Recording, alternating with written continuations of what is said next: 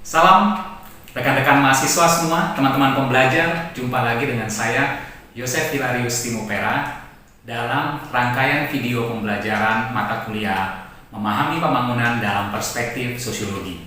Nah, kali ini kita akan mengangkat topik apa nih? Kita akan mengulas topik mengenai eksklusi sosial. Tapi bukan tunggal. Saya akan mencoba mengaitkan topik eksklusi sosial itu dengan topik mengenai kebijakan publik inklusif, ya, ini banyak menjadi isu saat ini, dan isu desentralisasi serta peran dari negara. Ya, jadi kita akan melihat keterkaitan dari ketiga hal itu dalam melihat bagaimana kebijakan yang inklusif, ya, mungkin ada paradoks dengan eksklusi sosial di era desentralisasi. Nah, kita akan lihat satu persatu, ya rekan-rekan, sama-sama kita lihat bersama dengan PPT saya ini. Kebijakan publik yang inklusif itu apa sih? Ya, dari Drake dan Covey 2004 mendefinisikan bahwa kebijakan publik inklusif adalah tindakan negara sebagai pemilik otoritas untuk secara strategis memanfaatkan sumber daya, semua sumber daya, untuk melakukan intervensi yang terarah berkelanjutan dalam merespon dan menyelesaikan masalah publik serta mencapai tujuan publik. Tujuan publiknya seperti apa, rekan-rekan semua? Tujuan publik itu misalnya keadilan sosial, kesetaraan sosial, kesejahteraan sosial, ya, welfare, well-being. Ya, itu semua tujuan sosial. Di Indonesia misalnya itu terdapat di Undang-Undang Dasar, di pembukaan Undang-Undang Dasar itu tertera secara jelas. Jadi sekali lagi, kebijakan publik yang inklusif ini apa? Itu pertama cirinya adalah tindakan yang terarah dan terencana, berkesinambungan oleh negara. Yang kedua cirinya dilakukan oleh negara, pemilik otoritas, ya, bisa negara, bisa aktor-aktor suprastate mungkin. Yang ketiga berorientasi pada tujuan publik, keadilan, kesetaraan, kesejahteraan, dan sebagainya. Dan keempat bersifat mengikat, ya, berlaku umum untuk publik yang direpresentasikan, berlaku umum. Nah, inklusifnya belum terlalu tersentuh di dalam definisi ini, ya, tetapi penegasan kemudian dari Stone 2012 dikatakan inklusif karena kebijakan publik harus berorientasi untuk semua, tidak terkecuali, juga termasuk untuk kelompok-kelompok yang kurang beruntung, ya, yang tereksklusi, ya, misalnya kelompok miskin, kelompok orang tua, ya, kelompok disabled people misalnya. Nah, dan proses penyusunannya atau proses produksi dari kebijakan publik itu harus membuka luas ruang partisipasi dari semua dan harus melibatkan semua pihak di luar negara untuk bisa merepresentasikan kepentingannya. Definisi dari Stone ini memperlihatkan bahwa inklusivitas harus menjadi unsur yang melekat pada kebijakan publik. Dengan kata lain, kebijakan publik seperti ini akan menghindari terjadinya eksklusi sosial atau menguatnya eksklusi sosial. Lalu apa fokus dari sosiologi, sebenarnya analisis sosiologis pada kebijakan publik seperti ini? Fokusnya ada dua, rekan-rekan, yaitu pada prosesnya dan pada dampaknya. Pada prosesnya, sosiologi bisa fokus mengkaji bagaimana penyusunan dari kebijakan publik ini sebagai arena kontestasi kepentingan berbagai elemen seperti aktor negara, swasta, masyarakat sipil. Dan sebagai dampak atau implikasi, ini juga dianalisis oleh sosiologi, ya, bahwa ada bahaya eksklusi dari dampak kebijakan sosial yang meluputkan atau tidak memenuhi unsur-unsur kebijakan yang inklusif. Nah, ini bahaya dan bisa jadi fokus dari analisis sosiologis seperti pada materi kuliah kita ini.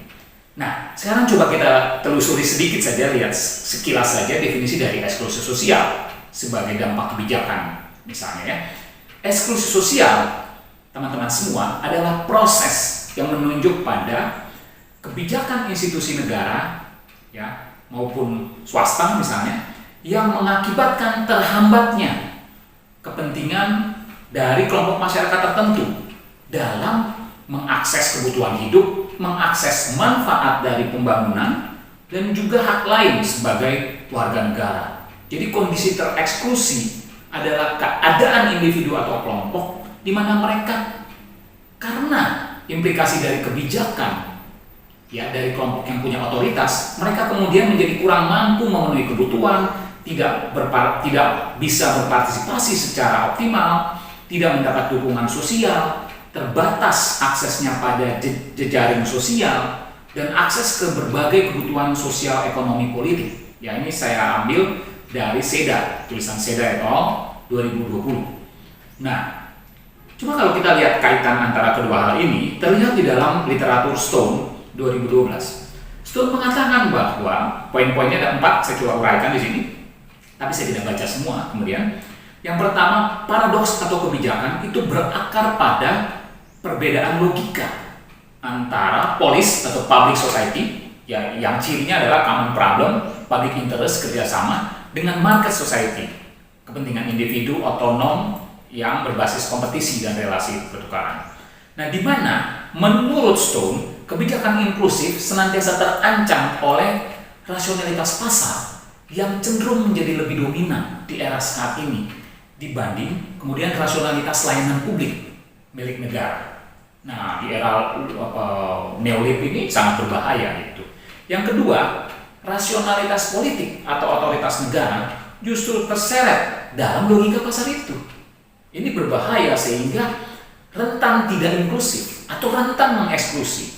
Kemudian Stone mengatakan bahwa yang lainnya adalah kebijakan publik inklusif tidak bisa dilihat sebagai sebuah hasil akhir, tetapi masalah dan tujuan kebijakan publik inklusif ini perlu dianalisis dalam konteks kontestasinya sebagai arena dari relasi 3 aktor, yaitu negara, swasta, dan civil society. Semakin civil society bisa mengontrol kebijakan publik yang inklusif semakin kuat.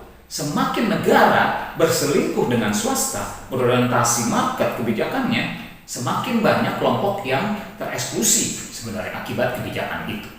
Nah, literatur dari Stone ini kemudian saya coba melihat kekaitannya dengan literatur mengenai social policy dari Covey 2004. Covey dalam literaturnya social policy itu coba mengatakan bahwa analisis sosiologi itu bisa menyempurnakan analisis kebijakan sosial dari sisi menjelaskan kebijakan sosial itu dengan perspektif yang lebih struktural, seperti fokus pada isu keadilan sosial, kesetaraan sosial, dengan teori-teori struktural mengenai institusi dan perubahan sosial. Jadi sosiologi punya toolsnya. Yang kedua, sosiologi bahkan bisa menjadi alat analisis kebijakan sosial ini dari aspek kultural dan interaksional atau aspek relasi, ya, di mana bisa melihat nih bagaimana kebijakan sosial ini dalam kaitannya dengan konsep-konsep seperti feminisme, identitas, citizenship, dan social exclusion berbasis atribut yang horizontal.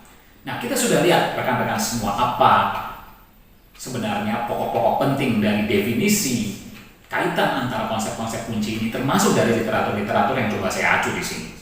Nah, rangkumannya ada di matriks ini, kita bisa telusuri, kita bisa lihat bersama dengan lebih pelan beberapa pokok bahasan dan relevansinya dengan topik yang saya bawakan hari ini mengenai eksklusi sosial dan implikasinya sebenarnya desentralisasi dan implikasinya pada eksklusi sosial.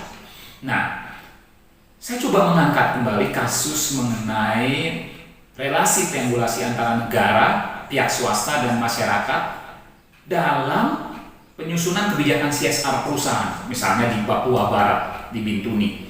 Ya, saya coba melihat bagaimana kemudian desentralisasi yang terlihat di Papua dalam bentuk kebijakan otonomi khusus, implikasinya apa sebenarnya sebagai kebijakan yang inklusif, apakah berimplikasi tereksklusinya kelompok tertentu dan sebagainya. Kita lihat sama-sama sekilas saja supaya kita bisa punya gambaran konkret mengenai materi ini dan kemudian apa yang perlu kita fokuskan di dalam analisis kita sebagai pihak-pihak yang bisa melakukan advokasi sosial.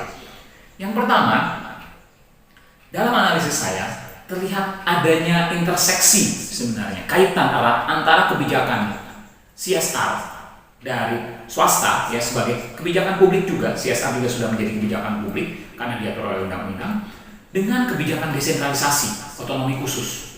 Ya, ada interseksi keterkaitan pada apa? Kalau di dalam konteks di Bintuni Papua ini pada prioritas kebijakan. Dua kebijakan ini sama-sama memprioritaskan pada indigenous people. Ya, indigenous people. Seharusnya CSR fokus pada kelompok terdampak, tetapi kelompok terdampak juga indigenous people. Jadi ada irisan, kemudian fokus pada kelompok terdampak. Dan kedua kebijakan ini juga mengafirmasi bahwa ada kebutuhan, ada kepentingan untuk kemajuan sosial ekonomi dan peningkatan kapasitas masyarakat asli Bintuni, khususnya masyarakat suku-suku terdekat dari perusahaan, tapi khususnya masyarakat asli Bintuni lah, secara umum ya, di lingkup Bintuni. Yang kedua, kebijakan tersebut dianggap relatif gagal memenuhi tujuan publiknya. Dari ukuran apa kemudian kita bisa menganalisis ini? Indeks pembangunan manusia, kemudian studi-studi mengenai kapasitas. Sudah ada keberhasilan kebijakan ini bisa inklusif, tapi masih ada beberapa hal yang memperlihatkan indikator-indikator kegagalan dalam hal itu. Karena apa kegagalan itu terjadi? Karena struktur dan kultur sosial lokal kurang bisa menjadi basis sosial dari kebijakan inklusif, yaitu desentralisasi misalnya.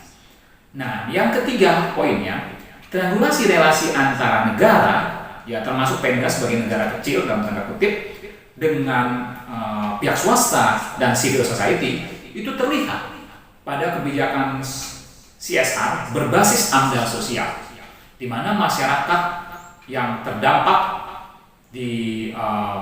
prioritaskan khususnya pada masyarakat IT. Ya, jadi kita bisa lihat rekan-rekan semua dari analisis yang kemudian ada di slide berikutnya. Saya bisa kasih lihat poin-poin pentingnya. Tapi ada paradoks di sini. Kebijakan desentralisasi atau otonomi khusus di satu sisi ada afirmasi pada kapasitas sosial dan ekonomi lokal.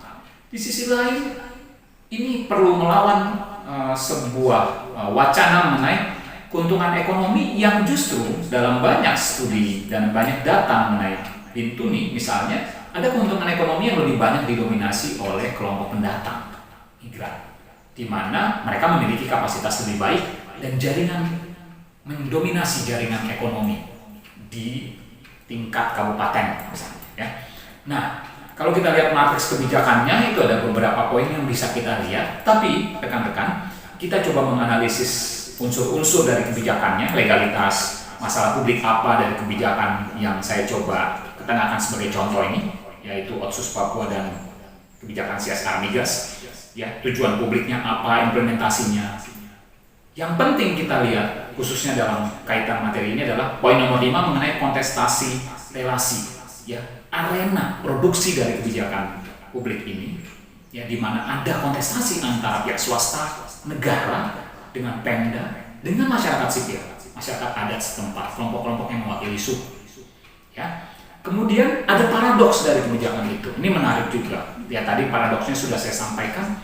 Di satu sisi perlu fokus pada IP dan kelompok terdampak, tapi di sisi lain yang menikmati keuntungan dari kebijakan-kebijakan itu secara ekonomi justru banyak kelompok pendatang. Ya, ini jadi dilema yang masih terus dicari jalan keluarnya oleh berbagai pihak yang terlibat dalam ini. Kemudian dampaknya yang penting. Dampak kelihatan menghasilkan eksklusi, khususnya eksklusi pada kelompok-kelompok yang memiliki basis kultural lemah. Ya, misalnya perempuan, kelompok yang bukan kepala suku, tidak memiliki, bukan warga yang memiliki hak atas tanah dan sebagainya.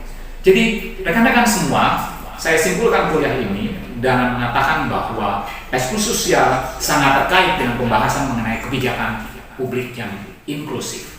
Dan contoh ini mencoba membawa kita bahwa kita perlu mengadvokasi kebijakan sosial untuk bisa mengurangi risiko tekanan pada kelompok-kelompok yang tereksklusi. Salam hebat, salam untuk kita semua. Terima kasih.